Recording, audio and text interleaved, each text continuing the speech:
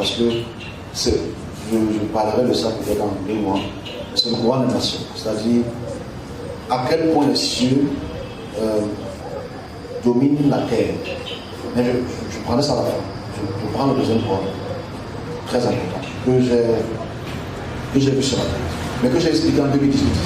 Mais je le rappelle encore parce que nous sommes arrivés à la deuxième phase de cette action. En 2018, ceux qui étaient, moi j'avais beaucoup de personnes, mais il y a certaines personnes qui étaient là.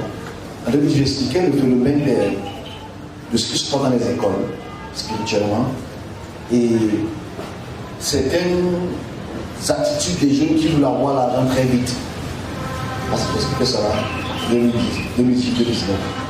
Et quand j'expliquais cela, je pense que les gens souriaient, comme d'habitude, ils ne parlent pas ça au sérieux. C'est les répercussions qui sont souvent très dangereuses. Et je pense que depuis 2020 à 2021, et surtout 2022, ça c'est un fait déjà, nous sommes dans ce courant où les jeunes veulent acquérir financièrement, avoir de l'argent vite par le portefeuille magique. Le portefeuille magique est un phénomène un courant très puissant aujourd'hui. Parce qu'il n'y a pas que le portefeuille magique dans le sens portefeuille. Il y a l'acquisition de l'argent dans le domaine spirituel. Une branche de ça, ce qu'on appelle ça le portefeuille magique. Le portefeuille magique n'est qu'une branche. Mais je prenais cette branche. J'ai expliqué en 2018 que je vois des gens partir vers des entités spirituelles, surtout en Afrique de l'Est, pour acquérir des pouvoirs, pour acquérir de l'argent. Cette entité en ange angélique qui est dorée, cette entité elle est dorée, elle est en or. C'est un ange, c'est ça que vous voyez. Cette entité elle est purement dorée, elle est en or. Ça c'est une vision de 2018 et que je réitère encore une fois. Cette entité elle est très puissante et très influente, cette entité, cet esprit, voilà, qui a un domaine financier. Ce domaine financier a impacté. 2018, nous sommes à 5 ans aujourd'hui, 4 ans pardon. À quel point ce pouvoir qu'elle a, ou qu'il a, c'est un esprit d'une famille, je pense qu'on les images, que le pouvoir que cette entité a en or, parce que cette entité spirituelle, elle brille comme de l'or, ou il brille comme de l'or. Okay? Et sa luminosité attire les hommes et te donne ce qu'on appelle les apports financiers. C'est que ça fait apparaître l'argent. C'est des choses de 2018 quand j'explique. Mais je le réitère parce qu'aujourd'hui, quand je dis certaines choses, les gens ne prennent pas souvent ça au sérieux. Mais je pense quand même que le temps me donnera raison. Et la branche de ça, c'est le portefeuille magique. On retrouve cette force dans 2 pays majeurs. C'est que si tu veux la force là, on retrouve ça dans 2 pays majeurs. En Inde et en Afrique de l'Est. En Afrique de l'Est, Australie. Et c'est là où elle se loge. C'est là où elle a décidé de mettre son domaine, où elle. Voilà. Et ces personnes qui vont vers elle ou il font des petits rituels sacrificiels. Des petits rituels, c'est comme rien du tout. C'est des petites choses, petits corps, petites poules. Et tu réalises que dans ton placard, tu as 1 million. Tu as 500 000. Il n'y a pas de conditions de finir ça en un jour. Non, ils sont plus cons. Mais la branche qu'on voit aujourd'hui au Cameroun, que j'explique quand même, on se voit ça dans l'église aussi. Il faut savoir que les églises font apparaître des sacs d'argent. Okay? Ça fait partie de la même catégorie de cet esprit doré. Je dis bien qu'il y a des églises qui font apparaître dans ta chambre, sac plein de parce que tu ne fais pas ça. Même d'abord, sac banjo, de Ghana City, et que l'argent apparaît dans le sac banjo en millions. Okay? C'est la même entité, mais la branche qui dérange le Tchad, le Cameroun, le Gabon, la Guinée équatoriale, il y a un peu le Nigeria, c'est quand ils font apparaître ça, quand ils ont mis ce courrier-là dans le portefeuille. C'est ce qu'on appelle aujourd'hui communément le portefeuille magique. Ça, c'est une chose qui explique depuis 2018. Mais est-ce qu'on voit le courant du portefeuille magique aujourd'hui? C'est un fait. Aujourd'hui, c'est un fait de société. Tu ne sais pas qui te donne 10 000. Tu ne sais pas qui te donne 10 000. Il faut expliquer les effets de ces 10 000. Parce que c'est un vrai 10 000. Hein. Ce n'est pas un faux 10 000. Je vais expliquer un peu comment ça se passe. Ce n'est pas un faux 10 000, mais c'est les effets sur les 10 000. Je sais que les femmes qui me regardent déjà. Parce qu'il faut nous dire la vérité, parce que j'ai pris 10 000 chez un gars là. Je vais expliquer le phénomène et les circonstances, comment on fait ce matin que je préviens la nation. Je vois ma sagesse. On est en haut là. C'est vrai, on dit toutes les choses avant. Mais il ne faut pas que vous aussi vous tombez dans le piège. Ah, amen. Donc ici, sur le portefeuille magique devient donc une branche de cet esprit doré, poussante à délivrer l'argent. Mais ce qu'on le sait que quand tu es dans son courant, tu ne seras pas indemne. Quand tu as peut-être mangé peut-être une fois, 2 fois, tu ne seras pas indemne. Même chose pour cette histoire de la reine en couple là. Tu ne seras pas indemne. Décide, dis à un de ces influenceurs de laisser l'influence. En 2 jours, il est dépressif pour se tuer. Parce qu'il vit de ça. Portefeuille magique. La dame, l'esprit doré, doré en or, bien sûr. Le portefeuille magique, c'est une branche. Le portefeuille magique a pris les jeunes aujourd'hui. C'est que ça, c'est un phénomène qui est en courant au Mali, au Tchad, au Cameroun, au Nigeria. C'est à la mode. Je pense que ceux qui, même sur Internet, maintenant, ils ne cachent même plus. C'est devenu vulgaire. C'est que sur Internet, aujourd'hui, tu envoies le message que, gars, avec telle sorte, tu as le portefeuille magique. Et ça, cette dame-là, elle sait nous cibler. Elle sait nous cibler souvent qu'on est foiré. Et que ça apparaît dans ton téléphone quand tu sais que tu as une facture à payer. Je te dis, c'est à la volonté de Dieu, non?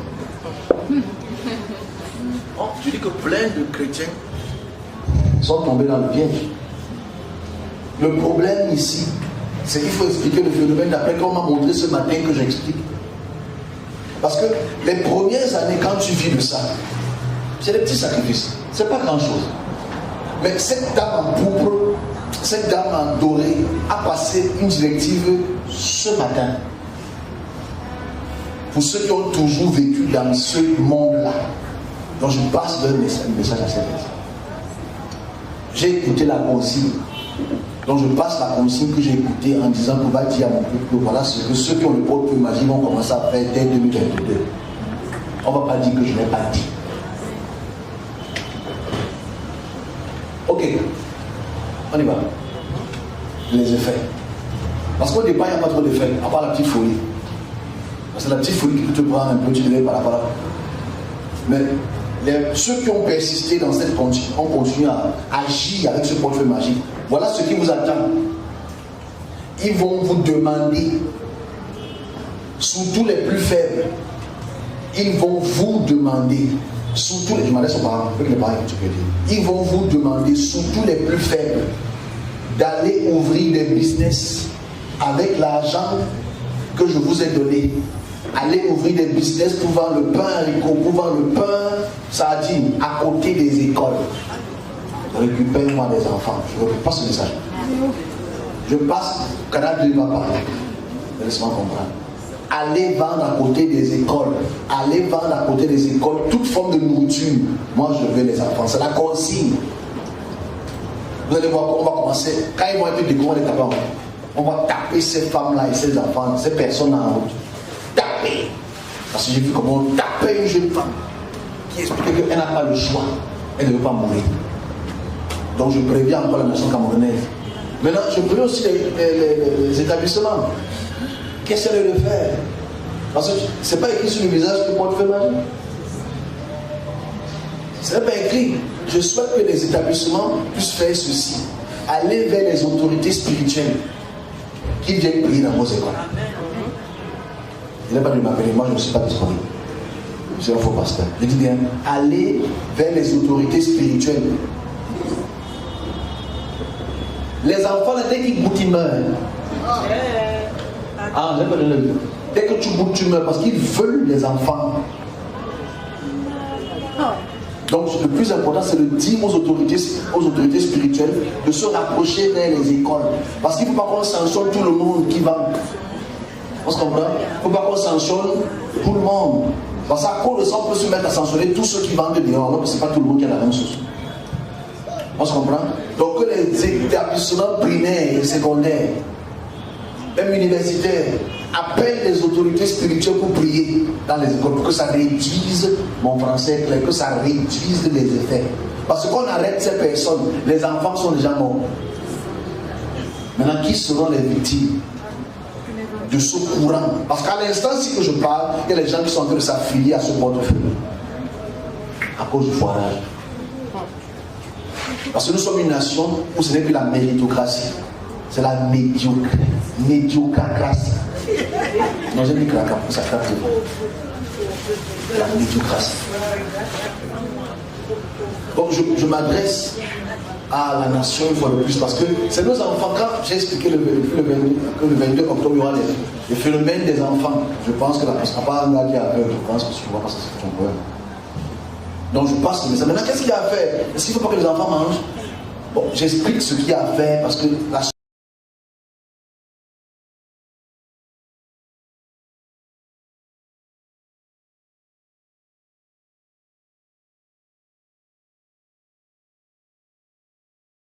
Le maintien résonne des quatre coins et attire des curieux à la quête d'informations relatives à ce spectacle saisissant. C'est dans une réunion, le village de mon mari, quoi. Non, je dois de l'argent à près de 4 millions. Ce sont mes dettes.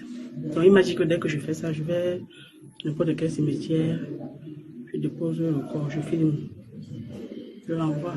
Qui découpe tous les corps et range dans la valise? C'est moi, j'étais seul. Aveu de bourreau à l'autorité judiciaire. Ces faits se déroulent pratiquement en 24 chronos dans cet hôtel du lieu dit Biemassi Akassia à Yaoundé.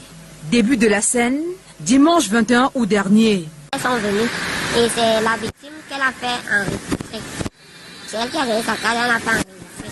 Maintenant, ils ont commandé 2 boissons, une petite Guinness et une 33. Ils sont assis ici, elles ont bu. Maintenant, quand elle monte, elle a commencé à faire semblant comme si elle avait froid. Elle monte pour aller dans la chambre. C'est là où la victime lui demande que comme toi tu montes là, moi je fais comment je rentre. Elle lui dit non, montons. Ils sont montés. Une fois dans cette chambre numéro 201, scellée pour besoin d'enquête, le pire se produit. J'ai cassé, j'ai tapé la bouteille sur sa tête. Elle est tombée. Donc j'ai pris le début le verre de la bouteille là. Elle s'appelait égorgée. À la maison familiale à un pas, cette présumée meurtrière essaie de brouiller les pistes. Donc elle allait dormir chez eux parce qu'ils habitent ensemble, ils cohabitent. Elle dormait chez eux et commençait à créer la polémique là-bas. On cherchait, ils appelaient Mbombo. À Yaoundé le lendemain matin, c'est-à-dire hier lundi, celle-ci se représente à l'hôtel. Le corps sans vie de sa victime restait dans la chambre. Elle est venue reconduire la chambre le matin et dit qu'on ne fasse pas le ménage. Et elle est repartie. L'accusé d'homicide se fait apercevoir par le personnel de l'hôtel. Quelques minutes plus tard, toute chargée. Vous libérez la chambre. Elle me dit non, je vais faire une course, je reviens. Je dis que la valise est tellement lourde, je peux envoyer un garçon d'État vous aider à porter la valise. Elle me dit non, ça va. Je dis que non, ça va. Mais la valise est lourde. Laissez, on vous fait transporter la valise. Elle dit non. Quand elle descend l'escalier, je dis à mon collègue avec qui j'étais, je suis la dame là, je vais aller dire au patron qu'il y a une dame qui transporte une valise lourde. Et c'est suspect parce que l'eau suinte à l'intérieur de la valise. Même en présence du top management de cette structure hôtelière, la dame en question s'oppose à l'ouverture de sa valise. Elle nous fait comprendre que c'est sa nourriture, qu'elle a les vivres frais, qu'elle part à l'aéroport. Je lui demande s'il y a un vol à cette heure-ci. Et en même temps, la valise cherchait à s'ouvrir des deux côtés. Mais comme elle était solide, ça restait quand même, elle passait le temps à appuyer. Les forces de défense et de sécurité appelées en renfort. Quand le coupon me dit que ok, j'appelle donc, on vient te porter ta valise et ton on va aller ouvrir à la brigade. Elle dit que c'est sa belle-sœur qu'elle a découpée, elle a mis dans la valise. Les autorités descendues sur les lieux au cœur de cette nuit pour faire le constat. Elle avait nettoyé, mais il y avait l'eau par terre et tout. Elle a couvert, comme il y a les miroirs au niveau des murs, elle a couvert le miroir du drap. Celle qui est reconnue ici comme ancienne riveraine du quartier est appelée à la reconstitution des faits. Elle a sectionné le cou, elle a sectionné le sexe, elle a bien coupé les articulations, bien fait ramolli le corps pour qu'elle mette dans la valise. Une valise, de la marchandise qui devait être livrée hier soir dans un cimetière de la place à hauteur de 50 milliards de francs CFA. Apprend-on. Le corps morcelé de Mbombo, comme on l'appelait affectueusement, est gardé, et sa belle-sœur en exploitation à la compagnie de gendarmerie des Foulanes. Attends, dès le début, vas-y, qu'est-ce qui s'est passé? Nous sommes arrivés ici avec 22h30. Nous sommes... Soyez audible, madame. J'ai pris une chambre là, et nous sommes montés. Nous sommes montés avec nos billets. Elle buvait la petite Guinness, Elle buvait la petite Guinness. Elle buvait le gin tonic. Elle est cassée, elle a tapé la bouteille sur sa tête. Elle est tombée. Donc j'ai pris le début de le verre de la bouteille là. C'est ça que j'ai égorgé. Je suis rentré à la maison coucher. Au Billy. Vous l'avez laissé où? Ici dans cette Dans la chambre? chambre. Dans cette chambre? Non, la chambre d'en haut, 201. Pour quelle raison?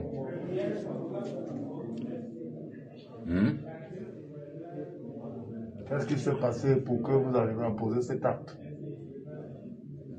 Le problème est que j'étais dans une réunion dans mon village. Le village de mon mari, quoi. C'est où? Et le bois Tinzi. Non, je dois de l'argent à près de 4 millions. Mon mari, aussi m'a dit qu'il n'a pas. Bon, vu qu'il n'avait pas l'argent, il m'a dit que je vienne ici. C'est une maison familiale. Il avait son petit frère, mes enfants. Nous sommes tous là. Donc j'ai donc vu, il y a près de 4 ans que je suis endetté. J'ai donc vu, j'ai contacté un monsieur là, sur Facebook. Il dit que j'ai trop de problèmes. Je me dis depuis 4 ans. Je fais un petit commerce, mais ça ne doit pas grand-chose pour que je puisse rembourser mes dettes. Vendre un corps comme ça, combien? Pardon. Vendre un corps comme ça, combien? Je ne vends pas, je n'ai jamais vendu. Je ne vends pas. Vous dites? Je ne vends pas les corps.